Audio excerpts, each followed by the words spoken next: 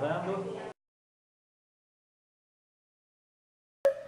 Olha, não foi fácil filmar pra você não, viu, Dalva, viu?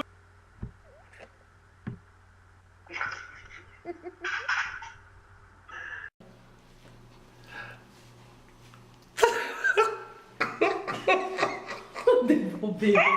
Vai, peraí, põe lá. Vai logo. Vê se tá bom assim. Tá ó. bom. Pai. Tá bom. Calma. Não fui eu juro. Eu não ri. Eles estão olhando pra câmera. Levanta esse zoinho. Não. Ai, Vai, pai. Boa noite, bom dia, boa tarde. Seja lá o que for a hora. Seus 80 anos. Que você continue sempre sendo assim, doce será. Não. Eriquinha, gaguejei, deixa eu falar de novo. Tudo bem, não faz mal. Hoje não tá um bom dia pra gravar.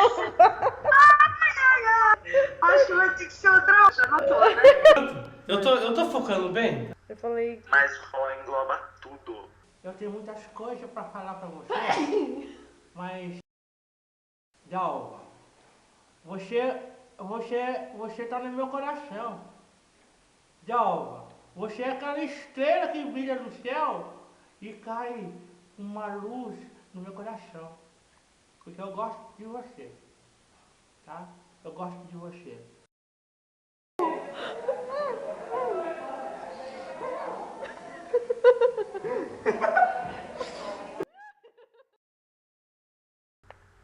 Tô falando.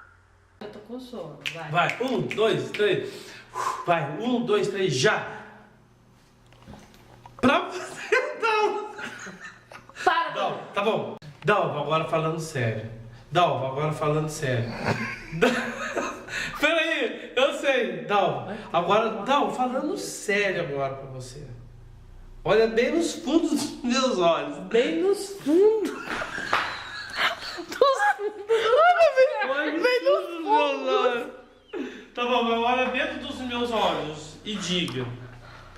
Vai de novo agora. Tá bom, não, vai ser brincadeira, vai, vamos falar sério? Vamos. Sério agora, é. Não tô mais brincando. Ei.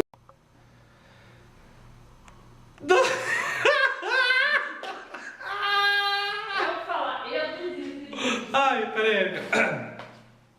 Dalva. Parei por aqui.